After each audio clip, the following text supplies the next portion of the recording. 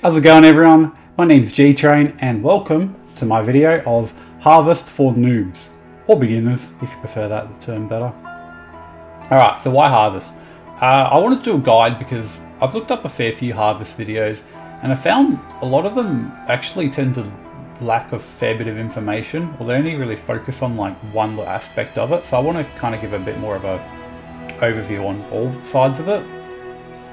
Also, the fact that I'm a beginner myself, figured it'd be easier to explain things to other beginners. No offense to some of the experienced content creators, they're amazing, obviously, but they're so good at the game, they've been playing for so long, they don't really know how to explain things in like really basic beginner layman's terms. So yeah, that's where I thought I could help out, because I can speak noob probably a lot better. So why am I picking Harvest? So the reason I'm going to pick Harvest is because it was the first mechanic I sort of really properly engaged with, and I didn't realize at the time, but I found it actually ended up being quite profitable. Alright, so I'll show you why I first was initially interested in Harvest, and that's because of the horticulture station here. So what I liked about this is the really interesting customization and modifiers this allows you to do. So it allows you to, for example, in these ones here, allows you to reforge an item and try and guarantee certain modifiers. So, you know, here you're trying to guarantee a fire modifier on the item, and here you're trying to guarantee a cold, etc. Chaos is a really popular one, because if you're trying to roll chaos resistance, the chaos resistance, depending on your build, can be really annoying to get. So this is a good way to try and force some chaos resistance on your gear. But the one I really loved, that really made me interested, were these modifiers here. So what's good about these?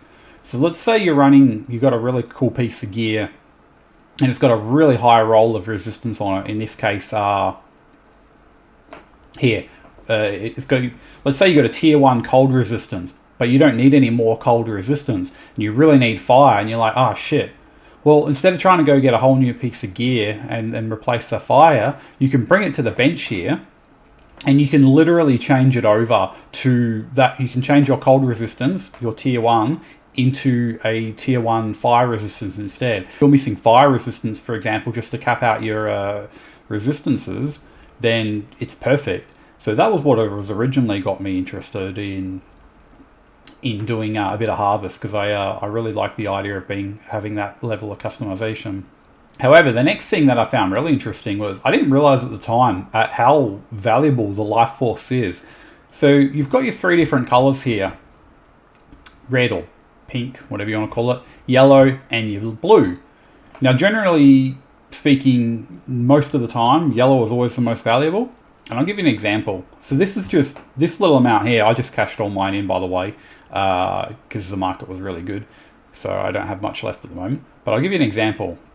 So I've just selected Chaos Orbs. So look at that amount, 1 to 16. That amount of life force is nothing. When you get to sort of higher tier map, the enemies are dropping like, say, 150 to 200 depending in a single drop. So let's give an example. Let's just put 200 in here.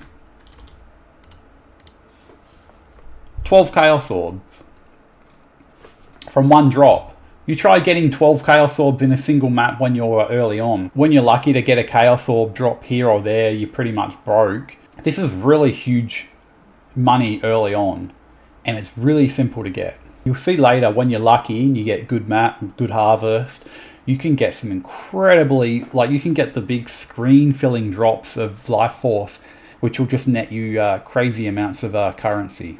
But we'll get into that later. So the next thing I want to touch on is the types of harvest. I found that not a lot of videos actually mention this fact, but there's actually 2 kinds of harvest. So what do I mean by that? So the one you start with by default, I'm just going to refer to that as standard or normal. And then you've got the one that most people generally discuss, which is called crop rotation, which I'll get into after. And with rotation, you can't even get to that until you get to a specific point on the Atlas tree, which is all the way over here. Now, I'll explain this a bit more after, but for now I've got it disabled because I'm going to show you a normal harvest map, and then I'm going to reactivate these nodes, and I'm going to run a map with the crop rotation on so you can see the differences. So with that, let's get straight into running a normal map. Alright, so here we have the Sacred Grove, which you won't be able to access till you get to maps for the first time as it is. So let's go in and I'll show you how it works. This way. Alright, so you'll come over here and you'll notice you've got these fields of plants, right? So you've got 3 colours, which I showed before with the life force. You've got yellow, blue, and did I get a purple? Yeah, I did. So I've got purple fields as well. So you've got 2 fields here, and under normal circumstances, whenever you pick one, so if I pick this one, that one's going to disappear. So that's the first thing. Secondly, what you want to be looking at is the numbers and the names. So what do I mean? So if you look at this one up here, you've got where you've got their grayed out, and then you've got the white names. If you come to this one down here, you'll notice that the bottom one is like a light blue. So that denotes like a stronger enemy. And generally speaking, you want as many of those as you can. They're going to give the bigger drops or more drops, okay?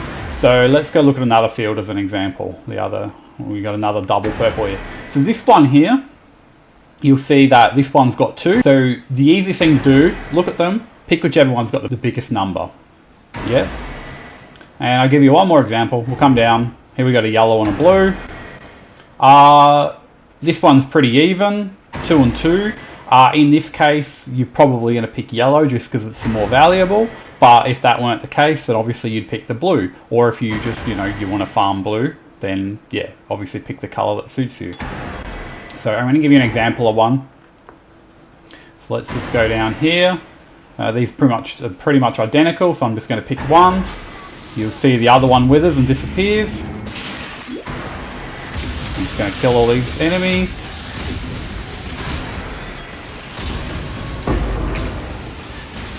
Some of the enemies are very annoying, like these little effers here who run away and teleport, and then you spend all this time chasing them down.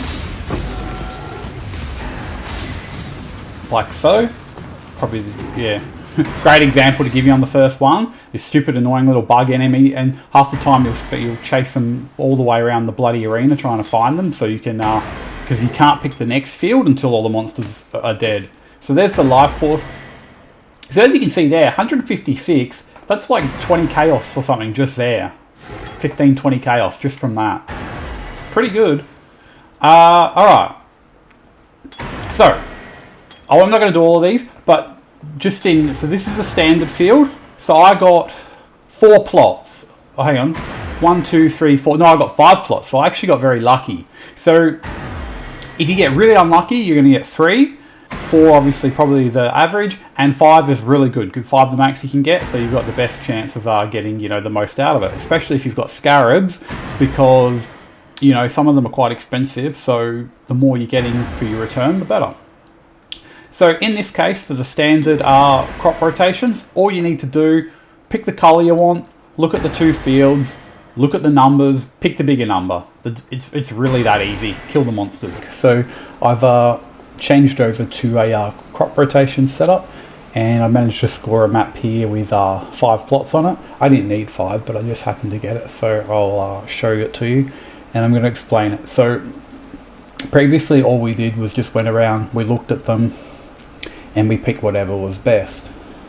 This time, every field is going to start off crap. It's going to start off with really low numbers, no good monsters. So what we want to do is, hopefully we've got a good spread of colours. Ideally we want some of all of them. So what we do in this situation, right, let's say we want yellow. We're going to go round, we're going to try and hit yellow last. So therefore, with crop rotation, what happens when you pick, say, blue or purple, it has a chance then of strengthening all the other colours. So if you pick a blue, purple and yellow can get stronger. If you pick a purple, same again. What I want to do is I want to go, say, for example, purple, blue, or vice versa, and then try and hit yellow last, in the hopes that by the time I get to yellow at the end, it's hopefully, but it doesn't always happen, it's been multiplied by the others. What that means is you'll get a larger number of monsters spawn, and you should get a lot more drops as a result. But again, it's never guaranteed. So I'm going to have a look at this and we'll just see what we can do. So I want to hit this yellow field last, although we've got more yellows, so this is going to be a bit tricky. So I'll probably start over this side. So I'm going to pick, say the blue, then I'll pick the purple, and then I'm going to pick the blue again, and I'm going to hope that it works. Also too, on rotation, if you see the color of these pumps here, these actually have more of an impact. So a yellow pump will help strengthen the yellow more. Alright, let's start with blue and just see how we go. And that should power up the purple. Alright, so come over to this yellow, and this is be the 4th plot. And now you can see how much it's been powered up by. So originally this had nothing on it. Now we've got 5 blue, 5 stronger enemies.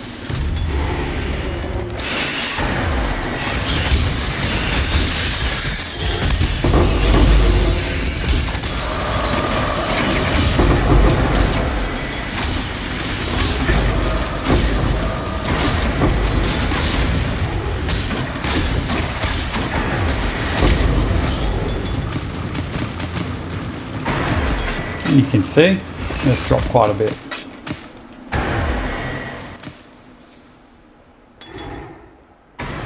And pretty even, 5 and 5, so let's just pick one. And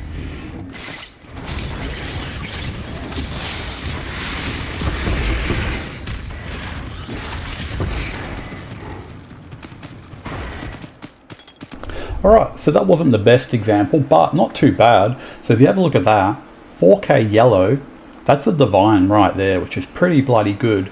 So what could have gone better in this scenario is occasionally, which I didn't discuss last time, if you've got a certain perk on the Atlas tree, which I'll show you after this, sometimes when you press on a field, the adjacent one will actually stay there, it won't wither away. So basically, yeah, if you get a 5 plot and you get a good spread of colours, and then after that, you also get a field, maybe 2 if you're really bloody lucky, that doesn't wilt.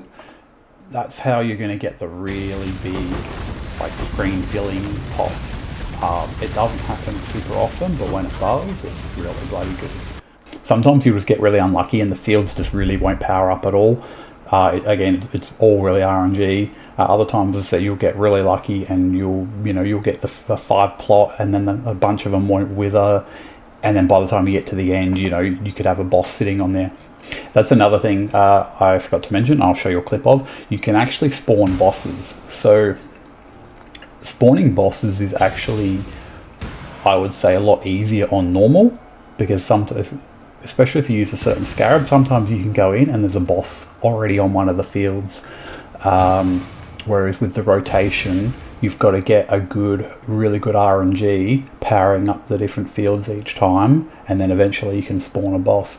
But I find in that scenario, again, you'll tend to get much bigger drops than if you just found it on a normal one, but that's just my experience. Also with the bosses, there's a different one for each different color. So yellow, blue, purple all have a different unique monster or boss that they can spawn in.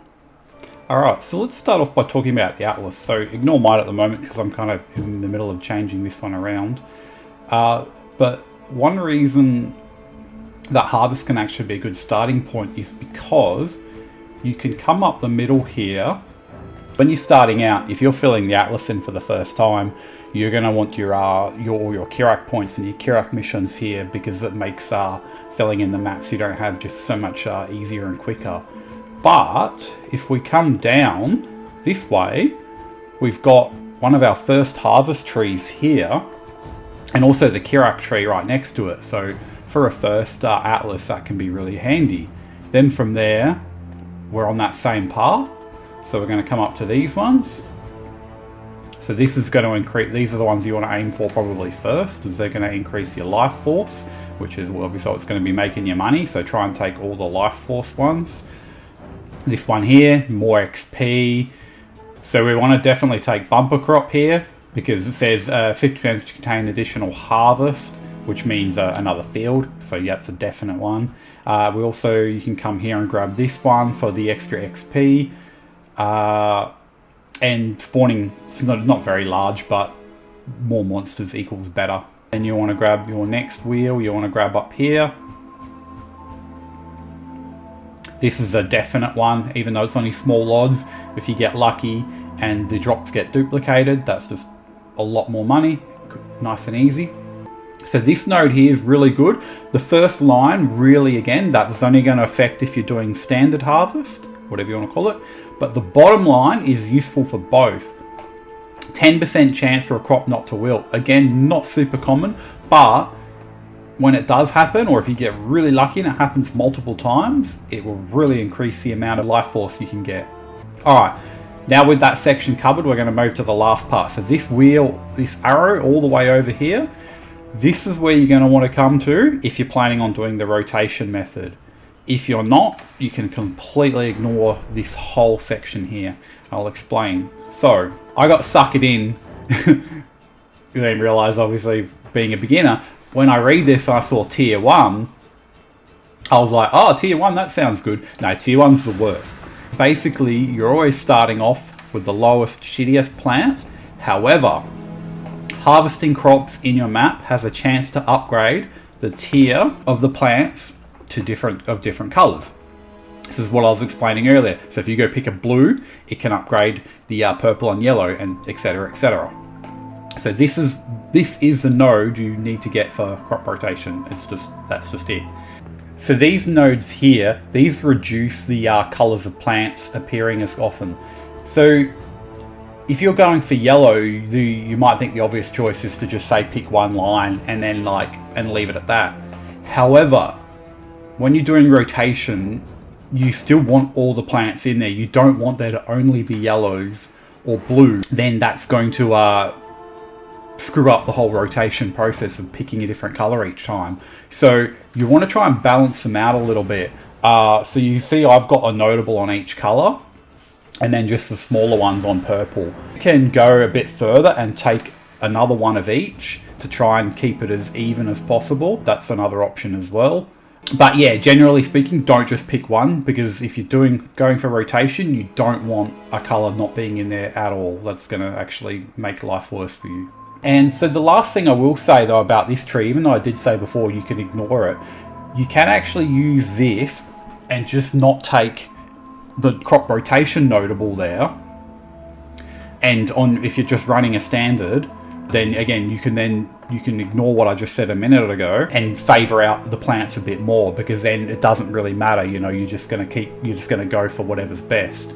So you can still use this tree. And I wouldn't bother just because of all the extra points and you'd spend in getting over here. Mainly come over here if you're doing rotation.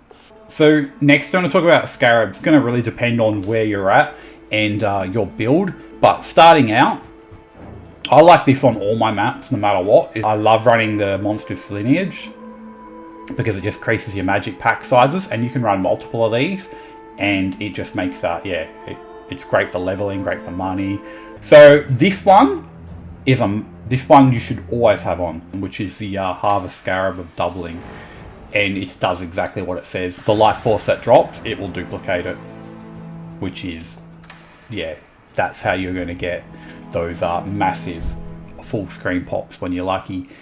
There is a caveat to that, however, is it doubles the monster's life. So if your build's not super strong yet, you might want to rethink this, because especially like the elite monsters, it does make them incredibly tanky. So if you're not able to deal much damage, this could give you a really bad time. So I want to talk about one other Harvest Scarab quickly, because there's only two that really count. You don't need the Sacred Grove one. If you've picked all the nodes, you're pretty much going to get a harvest every time on your map. The last one I'm going to talk about here is the Harvest Scarab of Cornucopia. Now, in my opinion, especially if you look at the price of this thing, I would not use it. I really don't think it is worth it, especially just in general. Like, if you've got some, you can run them, but 60 chaos a map for what you get in return out of it, which is just that it can improve the tier of the seeds. I'm pretty sure on rotation it doesn't even have any effect. So the other reason I wouldn't recommend it, unless you get to the point where you just got money to burn, of course, then in that case you're probably going to be doing something else, is because if you get a dud map and you keep getting unlucky, like I always seem to when I use these bloody things, and you keep getting just a three crop, yeah, you're just throwing your money away.